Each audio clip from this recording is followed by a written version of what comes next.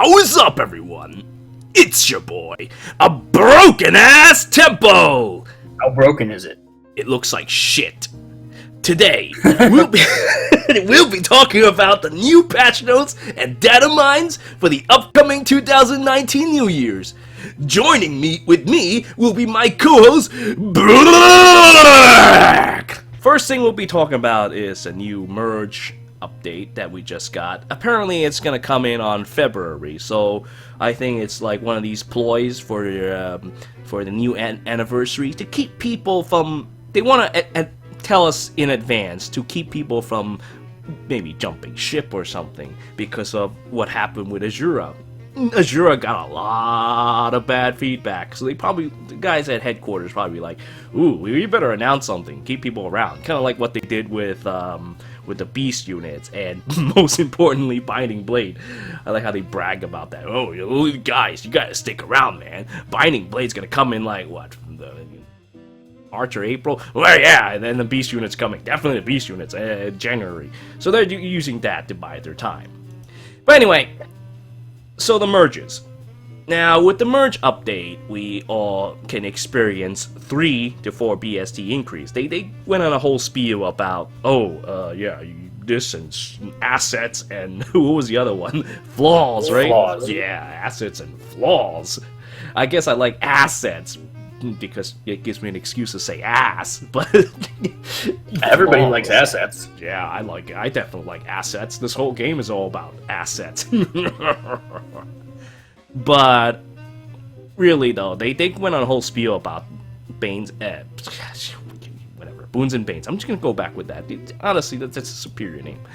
So anyway, they were going on a whole spiel about that, but all you really need to know about that update is that with one merge, you will get your Bane removed. That's it. So if your Bane is something like, oh, I lose 3 speed. Well, now you don't lose 3 speed. You gain it right back as soon as you get one merge. But the problem with that thing is that you have to get that one merge. It's a business ploy by intelligent systems to...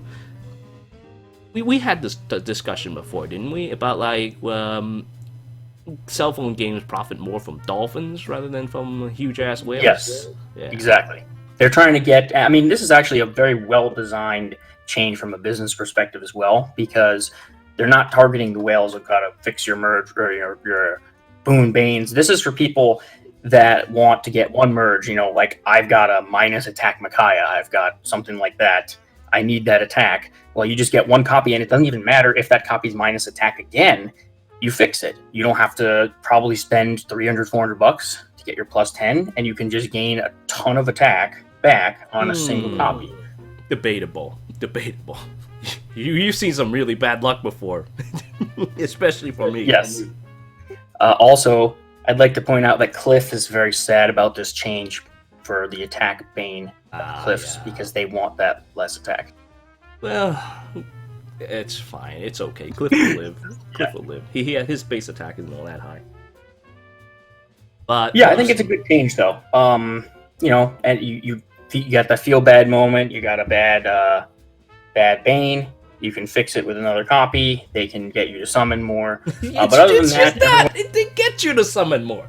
That's the main problem with it. It's a guy was telling me about how I should treat this as coupons or sales. It's a choice. Well, I mean, now you have this defective unit that you have, and you can't really fix it unless you spend the orbs. Well, hope you get lucky enough. Or spend the dough, which is what they're all doing. I don't like that. They could have just done the right thing right away and just been like, they removed it. But yeah, agreed. If they just had fixed the system without incentivizing you to pull more, that would have been great. But I do think this is still going to be a positive change. There's much more payoff here, unlike with those summon tickets where they just try to lure you into spending your orbs poorly. This, you're at least gaining a tangible benefit of gaining back that Bane stat. So this is not as predatory, and I think this is still going to be a change players are going to be happy about overall. Yeah, I can't say that it's a completely bad thing. It really isn't. It's a good thing, especially for there's like Harden, for instance. Harden Or Robin. Oh, most importantly, the Robins. Robin suffers from like 4 super veins, dude. She's absolutely deplorable. Or he. They both have suffered from 4 super veins, if I recall correctly. It's absolutely deplorable for the both of them. But with this, and I can't imagine it being very hard to get mergers for those guys, because they're one's a 3-4 star and one's free. So it's definitely a good change for those guys, especially for Harden though. Harden drops a whole like arena bin from his Banes, because he starts at 175. So with that, now he doesn't have to worry about it. Period. Now, because he's already at 175. So. Yeah, you touched upon a good point, which is that there are a lot of units where you need a specific boon to hit the tier, that bin, or something like that. This is going to help a lot of those units where you like needed to pull for some specific IV to do that. I do that for my Hector to make him 175. This will help people fix that problem, and they won't have to worry about these super min-maxed. I have to pick this exact IV to get my bin. Well, you're just going to get bumped up by 3. If you were even close to the margin on the bins, you're going to be there now. Yeah, but in contrast, though, I mean, when you were talking about that, I just remember something. People who did these things. People who... I remember someone was asking me something stupid like, should I give the like Surtur like something really shitty, like plus speed or something to keep his bin? I'm like, no! You always want to choose, what's optimal for your unit. And if they follow my advice, then hopefully they will be grateful for this, because can you imagine now with this change, retroactively added your units that you used to be great, optimal for being an arena bin, is now crap.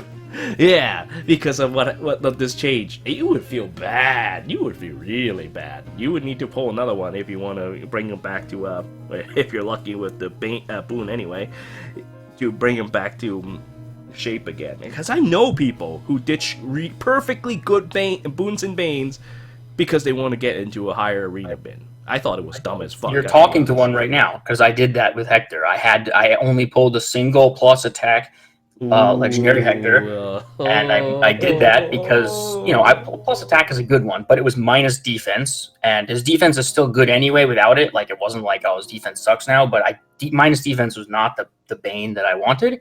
So my thoughts on it from having this problem are, well, great. I get, if I can get my defense back, but ultimately now I tossed away many good IVs that I would have preferred over that, and I probably would have actually gone with like a plus defense boon instead had I known this was coming. So, and I'm not going to just go ham trying to pull new Hectors, so I'm probably stuck with where I am. But yeah, it's a little unfortunate. Yeah, ooh, it's so awful. Like, when I was making a decision with Harden, I decided that, you know what, screw it. I don't care about arena bins. So I took the minus HP thing and plus speed. But anyway, so that being a problem. But the other thing that is interesting about this is that the arena bins are going to be shifted around now, quite a bit, in fact, because a lot of the old Gen 1 units, well, Gen 2 as well, to be honest, sits at like awkward BST, like 147 for Jenny, for example. I know my healer BST by heart, so Jenny is at 147 BST, so that she gets to 150 bin with that.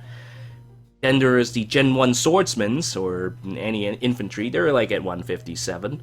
They also get to a 160 bin, which is interesting. And disgustingly, the those stupid Adrift Corins, they're like at 167s, so they're going to 170. Yes, we will see the first 170 BST without a dual infantry, whatever, they're dual those skills. And I think actually it might be only female Corins, because I think the male one might be 166. But either way, one of them on that banner is going to hit 170. I could have sworn it was both, but nah, it doesn't matter. The point is that yeah, that will happen, and it's disgusting. I think it weakens the dual skills a bit as the BST increases, because dual skills is hard capped at like 170. But I suppose it doesn't really matter. I mean, it's really just for armor or pseudo armor or rare cases such as these Corins. But these rare cases might continue to appear. I mean, I feel like, Gen 3 BST could still be a thing. So, especially with beast units, oh my god, they could just hype the hell out of them and then use them as Gen 3 fodders to make you pull. I really want Another good one is there are a ton of people who built up FEs and Sheenas, the like budget, those budget old school armors when the game launched that were in the 160s, so they can finally have the 170 BST that everyone else was getting with the new skills. And I think a lot of people felt bad that built them. They're like, oh, I built this to be top in Arena and Arena Assault, and then they made the skill and like a random Nino is going to score better. But now at least their old school armors that they built are going to have the same scoring as people who use those skills. Yep. Well, I mean, that's about it for the merges, right? I can't think of anything else to say. Shall we move on? Sounds good to me. Alright, so the next topic we have is the weapon refinery. Now, weapon refinery we can't really talk much about because there's really not much to say, but I'm pretty sure, I am probably willing to even bet money on it, is that Julia and Deirdre will likely have the thing from Ear's Mystic Heal or whatever that gives the ability to negate adaptive damage from dragons. They needed it for the longest time, so I'm pretty sure that's what they're going to get. I don't know enough about TOTO to tell you about what their Super Thorons are gonna be, but I guess it's probably something decent. Maybe it could even be a blade. No, I hope not. Oh my god, they told him buff. That would be crazy. It could be because her she gets the Blar blade as her weapon. So yeah, I wouldn't be surprised if they did something like with Odin, where they give her a PRF blade tome. She has decent stats. She actually has decent stats. Oh yeah, if she gets what Odin got, she's gonna be a lot better. Yeah, but I mean, right now, for all of my intents and purposes, she has Sola's eyes. I guess she got tortured, and she has, well, she's a drive speed father. That's all there is to it. I only think of her as drive speed father, so it's gonna be terrible for me. I don't even have any copies of her left anymore. Yeah, Jigglypuff eyes is what I see. But yeah, I think I agree with you on the changes for Julia and Deirdre. I do hope that's what they get. It makes sense flavor-wise. They are supposed to be dragon killers. For them to be, unless you one-shot them, which you can do with proper setup, even the ones that are not triangle advantage, if it's just same triangle color. Without the proper setup to really boost the attack up, it can be difficult to get that done, and then obviously they can counter you back with their adaptive damage and quick riposte and all sorts of horrible B-slot fighter skills. So it generally means if you can't one-shot them, that's the end for your Julia or Deirdre, and that may not be the case anymore if they can get rid of the adaptive damage, making them, their old role of dragon killers restored. Yeah. I even switched back my Julia's IV to plus attack, so now that with the merge system, removing my Banes, oh boy, now I have this ridiculous Dragon Slayer running around that just destroys dragons. Oh my god, I cannot wait. I probably won't be. Yeah, I probably won't be running the old Naga anymore. It's not necessary. In fact, I think both of these upgrades are probably going to carry the same anti-adaptive thing. I don't think they're going to introduce a new Naga altogether. It's probably just going to be like Naga and Divine Naga has the ability to negate the thing on top of their original effects. Makes sense to me. Of course, they could surprise me, but that's probably what they're going to end up doing. Agreed. Anyway, aside from that, I mean, with Seleth, I think Seleth is his main problem is that he's slow as hell. Maybe he has something that'll help him with negating that. Maybe it could be something simple, like just deflect melee and magic, just like what happens with deflect everything, like what happened with Bike, because that is what made Bike strong, because he didn't have to worry about getting doubled, because if he gets doubled, he takes less damage. He gets more charges, and then he uses it to rip your face off. That could be what it would be very welcome. Bike is still, I think he's slept on because he has some very interesting builds you can do because of his deflect all that's built in. I personally run a shield pulse plus Pavis or whichever one you want to use, Yeah, and I he know can that. just deflect and take no damage from any of these things. If they could give Seliph something like that, because his dad kind of has that with his B slot, the Crusader's Ward, I think it's called, and he can, like, if you're ranged and you try and hit him, like if you're the Reinhardt and you try to kill him, like you're not going to kill him. So if they could give Seliph something like that, that would be a lot of fun. Being the infantry, he has the access to the shield pulse, so that's a fun skill. Like, yeah. See, the problem with Sella is that he doesn't get the -1 cooldown that Bike has. It was, if I recall correctly, it was the one that -50% on first hit for magic. But what if it's like this? -50% on first hit for everything. Like, say, your health, as long as your health is 100%, you can negate 50% of the damage, or something like that. Wouldn't that be something that would differentiate Bike from Bike a little bit more? Yeah, because then you could do shield pulse, and instead of needing the slaying to bring it down to active right away, you have it at 1. So his first hit reduces 50, and then he has up Pavis or Aegis or whatever on the second hit and can reduce the damage.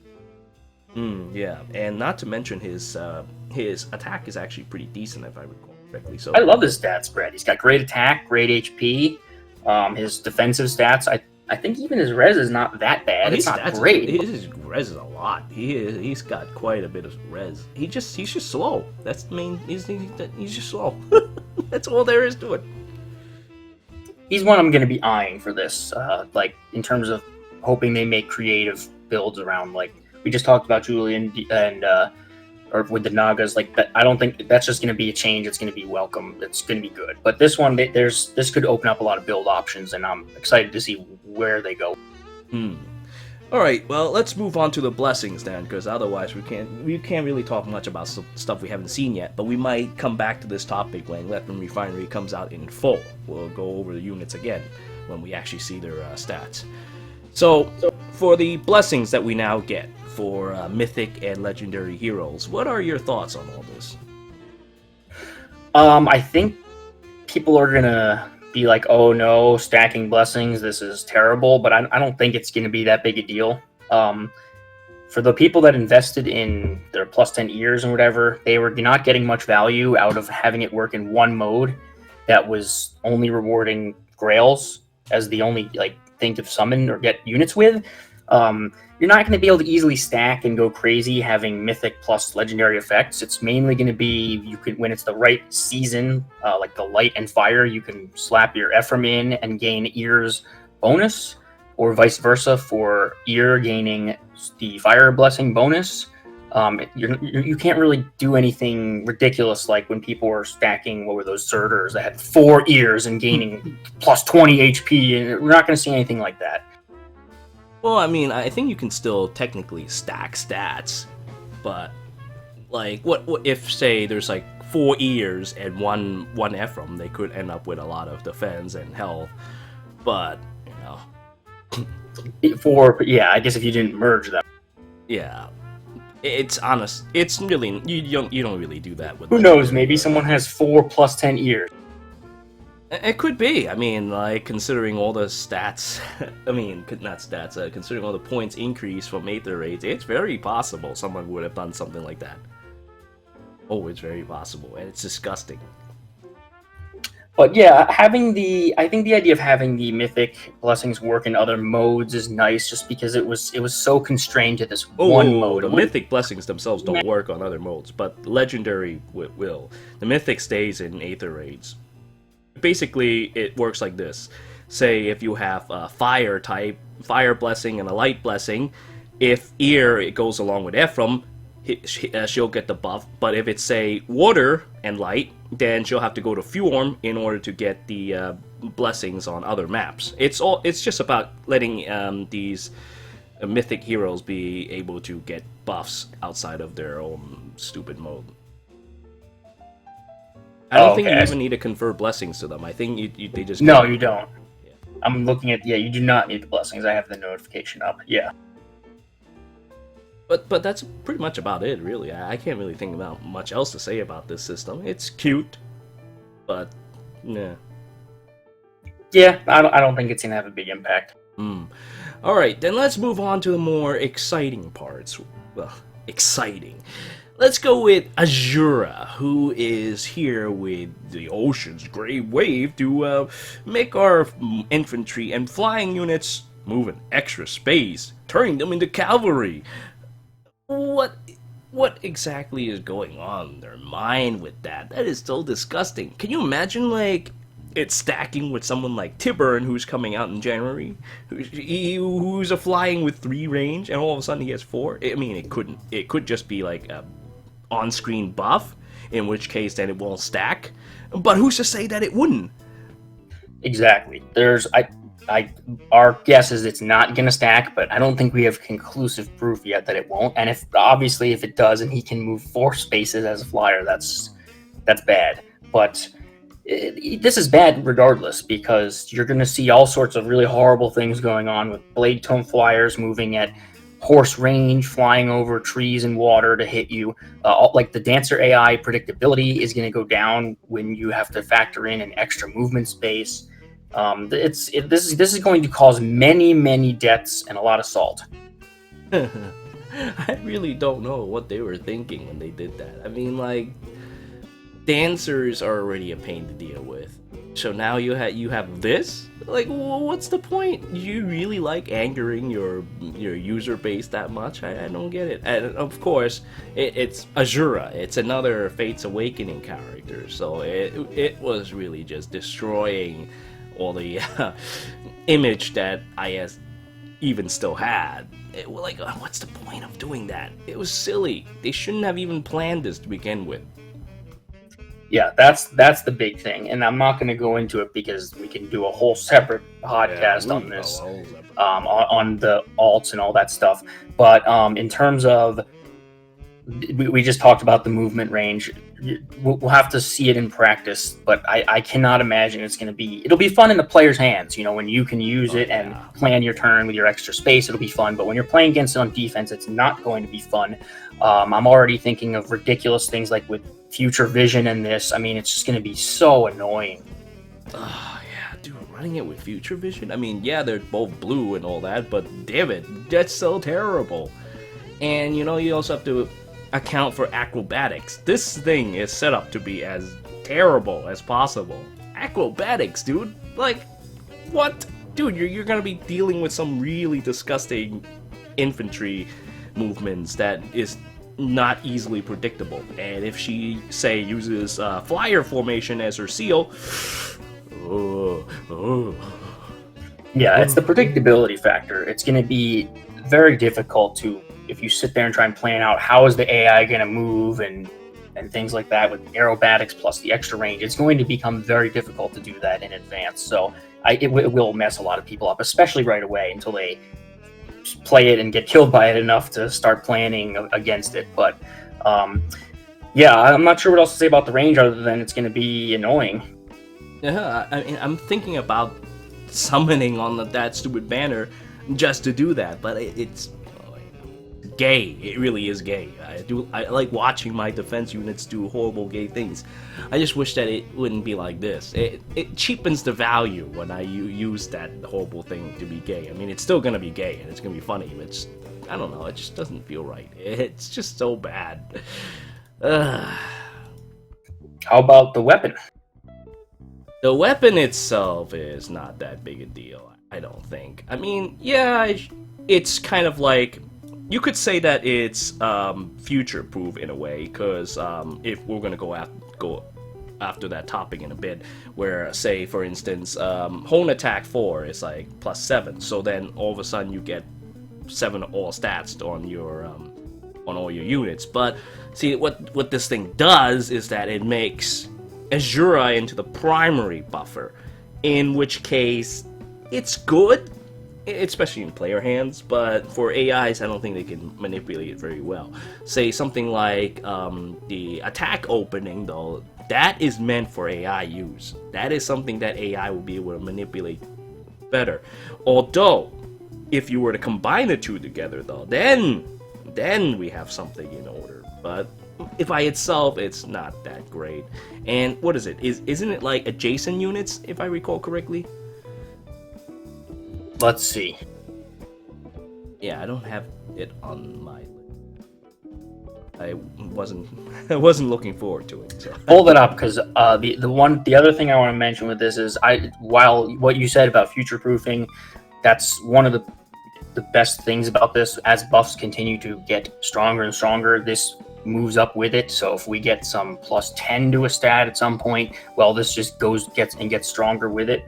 The biggest pro that I have with this weapon is, and I used to use my Azura for this, is that it enables very easy blade tome buffing. I used to love just your dance with Roar, and you get +3 all stats, and you got a blade tome. This is a much stronger version of that. Yeah, you have I a see it now, tactic. yeah, it's for the person who gets anything like danced. that. It's Yeah, for the person who gets danced.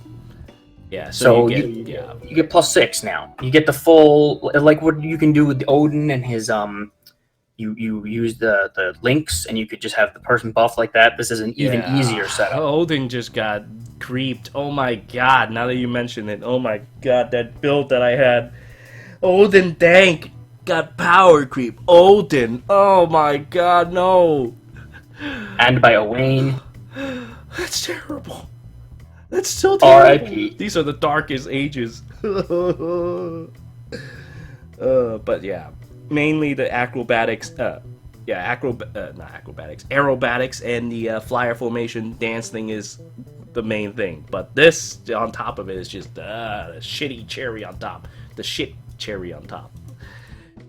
But that's about it I can really think of with Azura, though. I mean... Yeah, I'm hoping that I've been praying as someone who likes Azura, by the way, and has a +10 OG Azura, that she would get a refine with all these amazing dancer ones coming out now, but that's my hope, and we'll see if that... Yeah, she getting a refine is a very possible thing. In fact, I'm pretty sure the Fates guys will probably get refines down the line.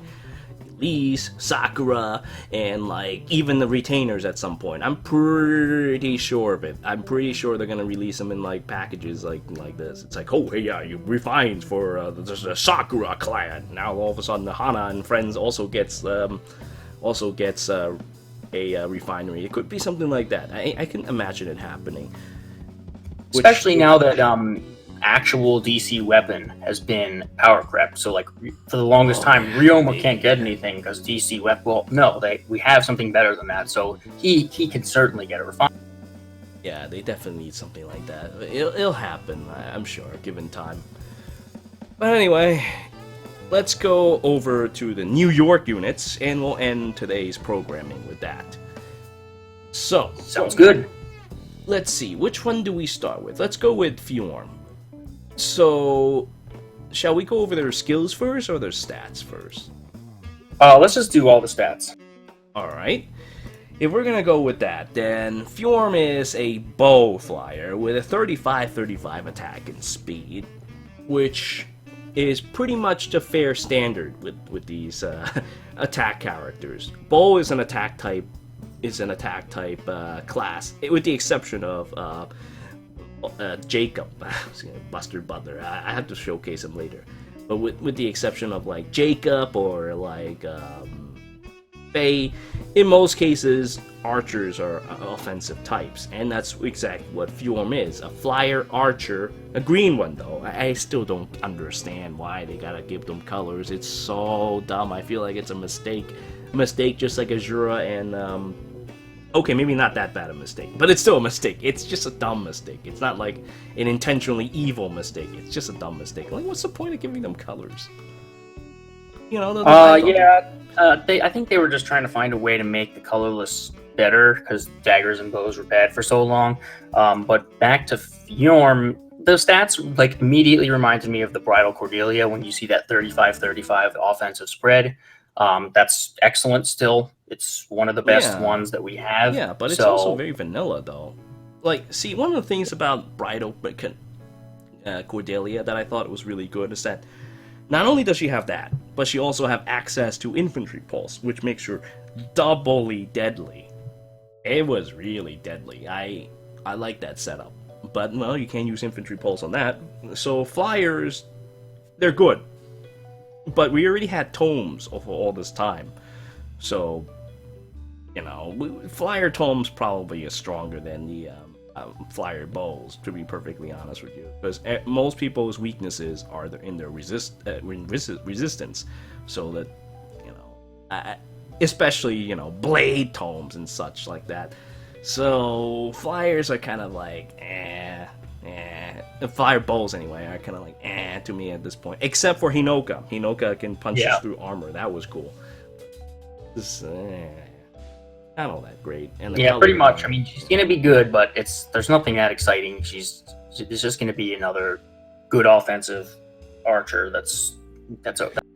Yeah, and I'm looking at like the stats for everybody else. You're looking at very typical things like high attack. Gunthra has like 34 and speed of 37. That's kind of scary. Well, Legiorn has like 32, 35. It's like what you would expect from a Gen 1 unit. But that defense though, 35 defense. Oh, that's no joke. She's a cavalry. She's a lance cavalry with a ton of defense, which could be very useful. Although her resistance is 17, huh? So back to that topic we had earlier. And then there is Levitain. Levitain, though, 36 attack on a staff. You know, I feel bad for Jenny getting power crept. Like, she got, well, and then again, she's still got the infantry 35. I mean, the other, Levitain's a cavalry 36, though that could make her stronger in a way. She also loses access to infantry pulse. But, and also being able to go past trees. But, you know, 36 attack on a staff unit is nothing to joke about. If I would summon on her, she would be another healer of the apocalypse.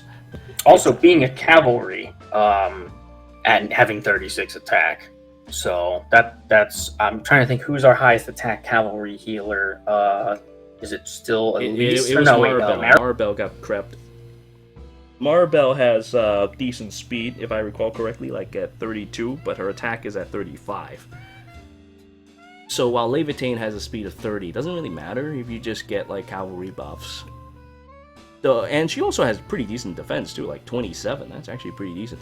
And res of 18. Maribel has like a defense of 15, if I remember. Or no, wait, I mean, it could have been just from a 16. I had just pulled it up. Maribel's offensive is 35, 33. Oh, 33. Oh, I misremembered. But you know, the point is, it's kind of still the same. Doesn't really matter that much. Yeah, but this is what happens when stat creep goes to the maximum. This is how you arrange a 144 BST to its maximum potential. I mean, she has pretty poor resistance at 18, but Levitain by herself is kind of like, yeah. Doesn't need it. She just has a ton of attack. She can just run Savage Vantage and everybody will die. Yeah, pretty much. I like Levitain though. I would have pulled for her, kind of like how I would have pulled for Maribel if I'd still spend money. But she does have this problem where she doesn't have any unique weapons of her own. Not that it really matters, because we're still gonna just use Pain Plus, let's be honest with ourselves here, but she doesn't have any unique weapon. We'll go over the skills in a bit. And then there's Hurid. Hurid with the 19 speed. If he was like the legendary hero version, that speed would be good, but since it's not, then, well, he's kind of a crappy unit in my opinion. He's a flyer sword with a really low speed. Now, I guess you could compare him to Baruka in that way. At least he still does have resistance to back him up. But I think that's what he is. He's more like that type of Baruka, Lucas, that kind of like, they're so slow, you abandon it, and you just try to get your defenses so high that even though you're getting doubled, you just don't take that much damage. Yeah, now you don't even have to worry about specifically getting a speed boon anymore. Just get a good like bane, get a good boon, and just, you know, don't worry about having a speed bane. That'd be the end of it. You know, that's actually pretty good. But I do like this new merge system. You don't have such a headache now to go through the 21 rotations. Now you just have to worry about 11 or 10. Just gotta summon that second copy. Yep. Yeah, as long as you summon that second copy. Second copy is probably going to be hell for people who don't spend money, but you know, that's just what happens. Anyway, their stats are not like completely out of the ordinary. Let's go over the skills now so that we can pretty much wrap this up. So let's see. Starting with Fjorm, the Kabuya Kaburaya has the chill of -7. -7 chill speed. And what else does she have? Attack speed link, that's cute. That would be great for Olden Tank. And even res wave. So the only thing we can talk about is the chill. I think chill on a weapon is great, because then now you have units that can chill 2 stats at once. You can start setting up units in the back that starts ruining people's days. On the other hand, I kind of feel bad for our friend Soren, who was the only one who did that for a time. Now, sadness to all, everybody else can do it now with these weapons. Yeah, Lilina has that too. However, Lilina has that death blow and super high attack, so she didn't, she's still. How could I forget about Lilina? But yeah. Chill speed is probably one of the lesser ones. I mean, obviously, if you're in a meta and where speed is relevant and whatnot, this is great. But for when you're fighting armors with both fighter and whatever, they they don't care about speed. They're just going to ignore this. So it's going to be situationally good. But like what Lubu just said, the chills are just good to have on the weapons. So this whole cycle of these are all going to be good. Well, then again, I mean, that does make you forego on other unique weapon abilities you could have gotten from other weapons. So you just have to think of it as a slot that you can use rather than, but I feel like Chill's ability on a B slot is still pretty good. I don't know, I mean, like I kind of don't want to sacrifice the use of like Armor Smasher or the use of something else. I mean, I guess it's great for a unit specifically set for it, but as an in-combat weapon, though, you are losing quite a bit. You have to set up a unit specifically as a strategist, shall we say, to take advantage of something like this. Yeah, like a dancer, for example, is going to love having one of these. Oh, hell. Now dancers have cancer like that. 7 all stats cancer now. Because you want to run Wings of Mercy, right? Now you can run Wings of Mercy and get your chill. Ugh. Cancer, so much cancer. Anyway, let's move on to the next one. We're gonna go to a big one now with our pal Guntra with the Hikami. So, the Hikami is a fun weapon. It inflicts attack, speed, death, res on nearest foe within 4 spaces through their next actions. 4 spaces. Now, here's a little thing on how big 4 spaces is exactly. It covers quite a bit of the map outside the corners. This is a representation of how big an area will cover on Aether raids. Although there's still the same issues with these threatened weapons, well, threatened skills in general, where you have to wait a turn for it to happen. So things could change during that time, but you could, as a player, be able to set it up much easier. Though I don't know how well AI can actually use it, because in fact, I mean, I suppose you could put them in a back line like 2 spaces behind, that should be enough. But yeah, 4 spaces is quite an explosive range. I don't think you can keep them in the corner though. You can't keep them in the corner and take advantage of it. You have to actually use that unit in semi-battle. You have to actually get them involved. When they start moving, they have to start moving. You can't just trap them in the corner. But it is a very useful skill. And she also comes with, oh, sorry, do you have something else to say on this? For defense, it's not going to have the range like what you just showed, but it's still 4 spaces. So, like, if you're trying to set up and you're looking at trying to initiate, and people have that cancer set up in the corner of the spring map, and this thing hits further than where you can prepare for. Like, and we've seen threatened skills or whatever, but look, we've seen Surtur's Menace is a threatened skill. And I'm not trying to compare this to that, but the threat skills, when you extend their range out, become a lot better than they used to be, like way back when this game launched. 2 spaces. So 4 spaces is still tremendous. It's a ridiculous range. You're absolutely correct. You might be right about that. If only that could actually be transferred out. But I think Guntra is pretty scary in of herself. I mean, she doesn't have, like, amazing defense stats or anything. 27, 26 is kind of average, but she will survive a hit. That's the thing. It'll be enough for her to survive a hit, no matter how strong.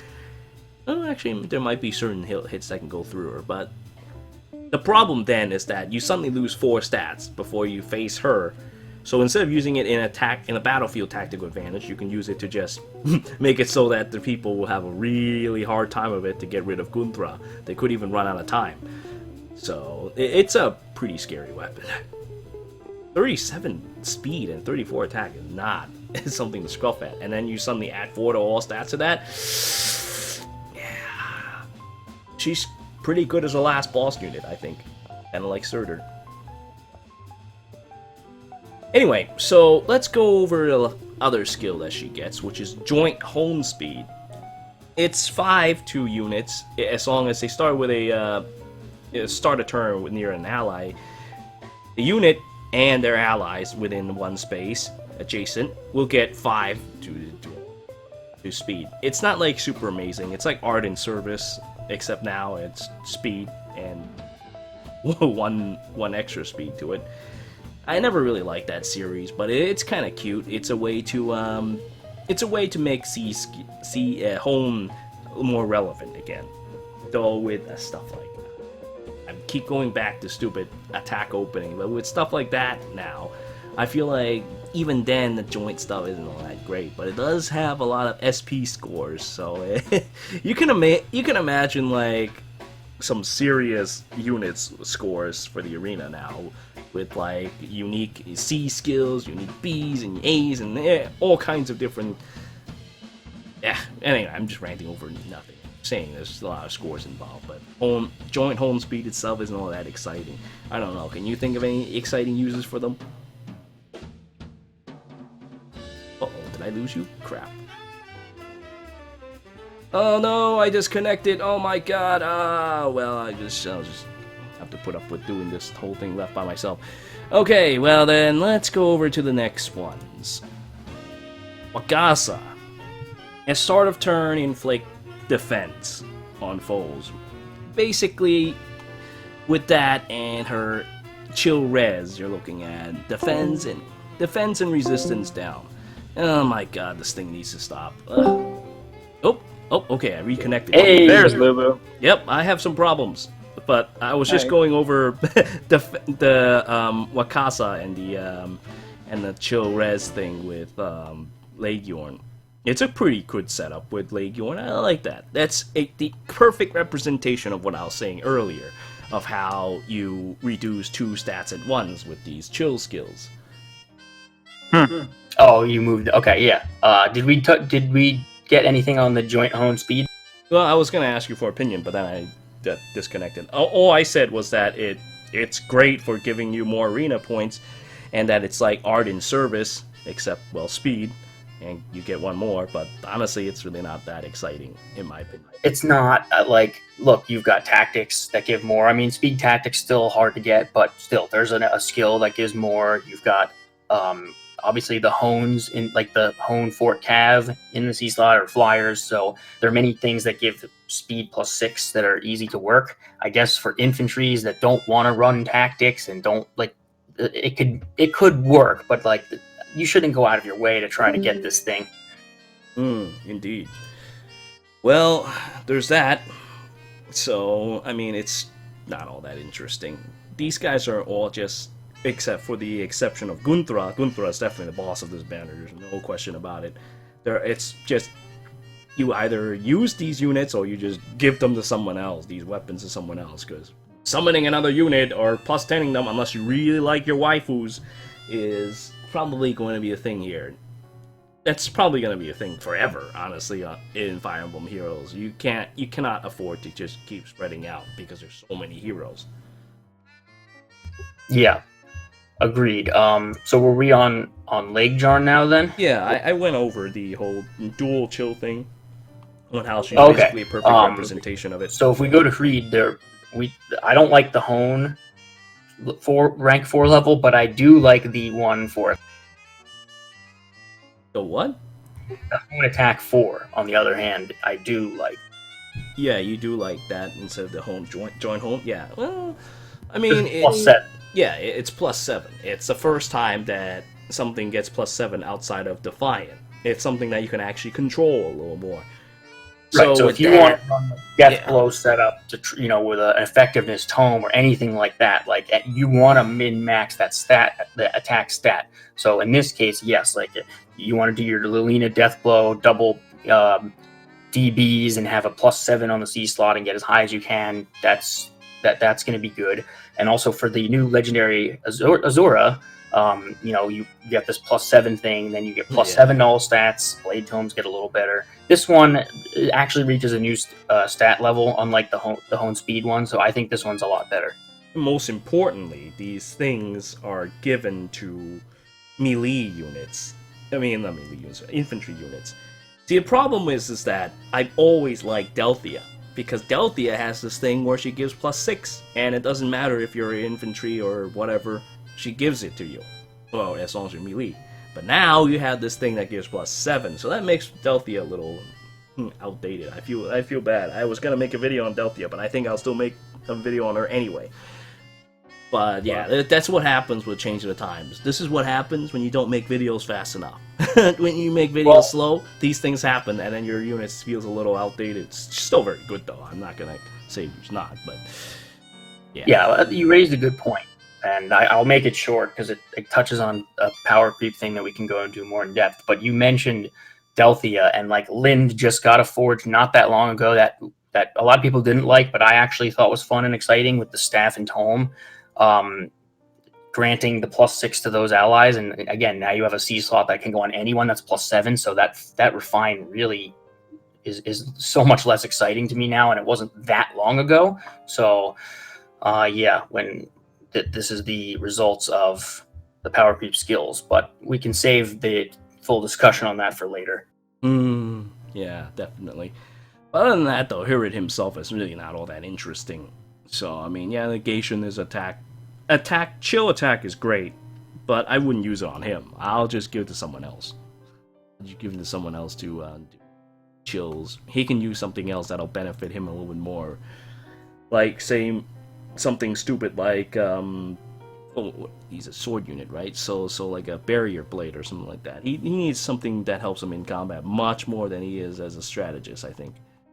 Yeah, I mean, if people like the, this would be, I guess, a flying Hinata with much more res and attack. The stats are similar. If you like that and you want to make that kind of build, he'll be fun to do that with, but it's not new or exciting anymore. Yeah. On the other hand, though, Levitain has dual chill on a staff, which is actually pretty scary. Although, I wouldn't use that on Levitain. Your attack is too high for something like that. Attack eval? Yeah. More reading Spanish, like, I'll insino de turno attack vel -5. But basically, it's attack and speed -5 on whoever has the less defense. It's basically chilling seal, except on a weapon now. Which is good. It allows you to use your other slots for something else. So you can use Wrathful Staff, which is called Baston Furioso.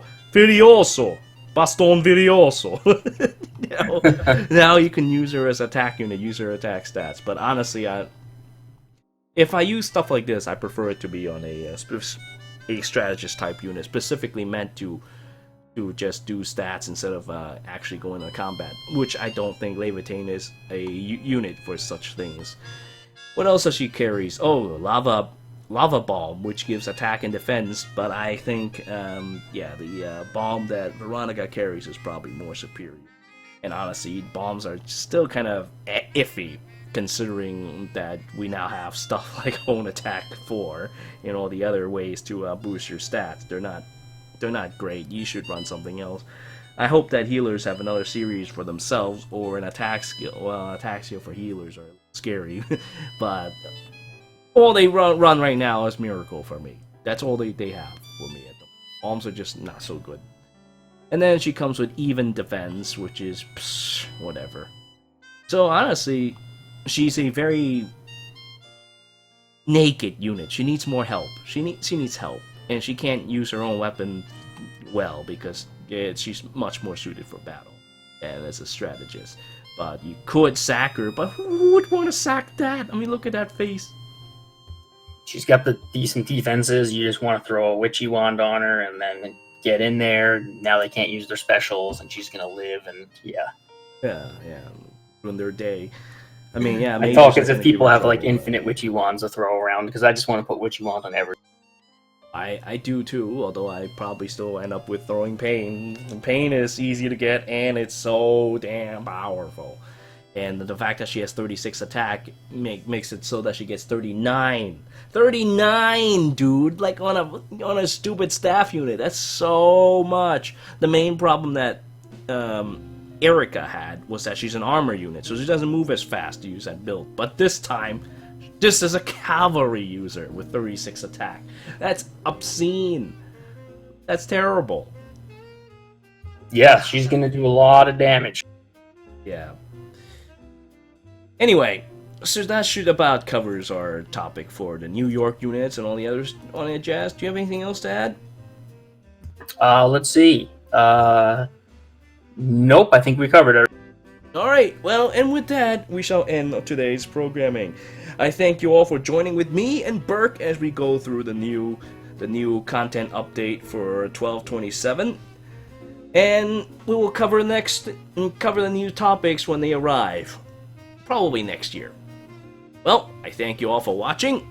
Until next time.